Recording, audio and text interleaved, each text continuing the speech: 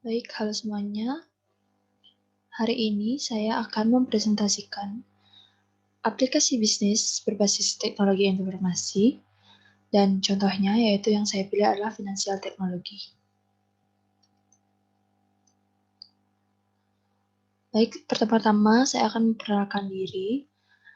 Nama saya Ani Ketut Yusti Prismayanti, saya dari Administrasi Perkantoran dan Sekretaris 2020, Fakultas Vokasi Universitas Brawijaya.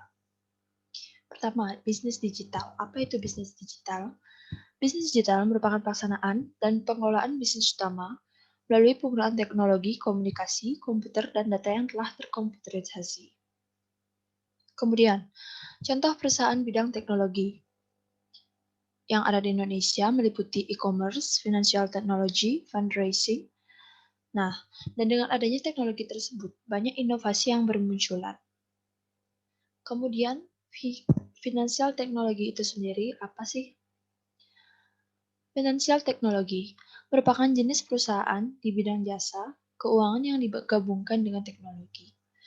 Kemudian manfaat dari financial technology ini adalah yang pertama, penyedia layanan finansial, yang kedua mendukung inklusi keuangan, dan yang ketiga mengurangi jumlah pinjaman berbunga tinggi.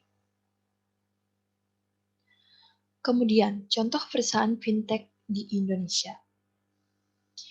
Berikut contoh perusahaan-perusahaan yang ada di Indonesia. Contoh yang pertama ada OVO, Mitrans, Cek Aja, Bareksa, dan Doku. Dan masih banyak lagi. Kemudian di sini yang saya pilih untuk dibahas adalah OVO. OVO merupakan layanan dompet digital dalam bentuk aplikasi keuangan canggih yang menawarkan bisnis untuk mitra OVO.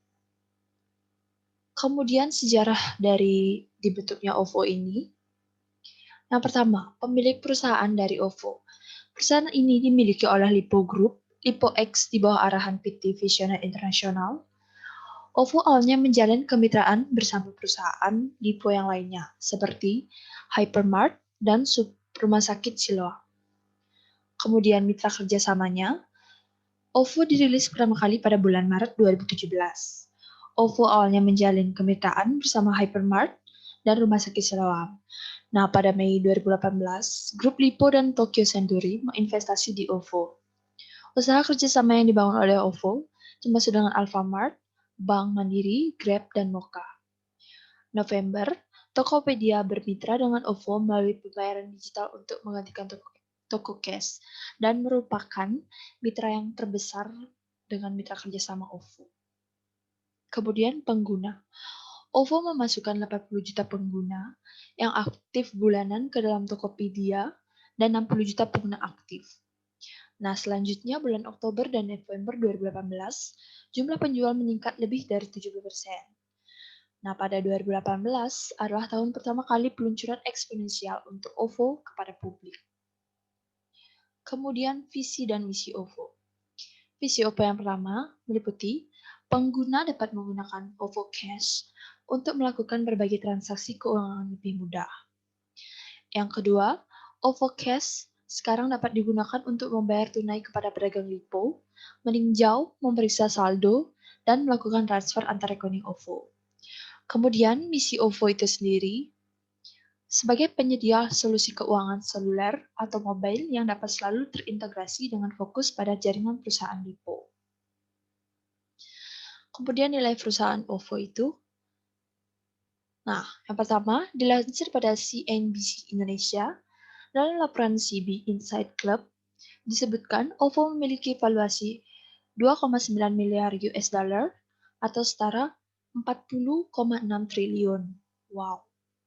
Kemudian, unicorn merupakan jumlah bagi startup yang memiliki valuasi di atas 1 US dollar miliar atau 14 triliun. Kemudian CB Insights menyatakan OVO menyandang status unicorn sejak 14 Maret 2019.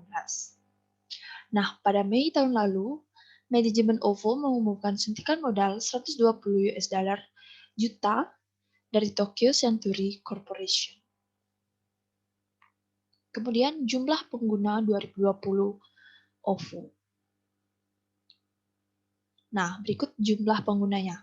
Nah, pada Mei 2020, jumlah pengguna 15% dalam pengiriman makanan, serta hampir 50% dalam penyaluran pinjaman.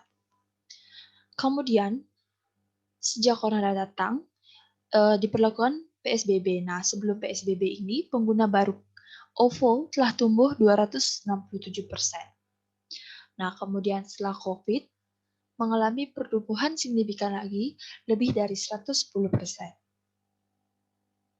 Kemudian, mengenai startup pasti diperlukan sebuah data. Nah, keamanan data ini bakal dijelaskan pada kesempatan kali ini. Nah, keamanan data pada OVO bagaimana sih? Nah, aplikasi OVO telah memiliki lisensi dari pemerintah, memiliki Departemen Compliance, memiliki Departemen Teknologi, Informasi atau TI yang handal, serta memiliki server yang komplit dengan keamanan. Nah, teknologi pasti selalu ada isu kemungkinan kesalahan atau glitch. Namun, perusahaan OVO sendiri sangat berkomitmen untuk memberikan layanan terbaik kepada konsumen atau customer. Nah, sekian presentasi dari saya. Apabila ada kesalahan kata, saya mohon maaf. Terima kasih atas perhatiannya, and thank you.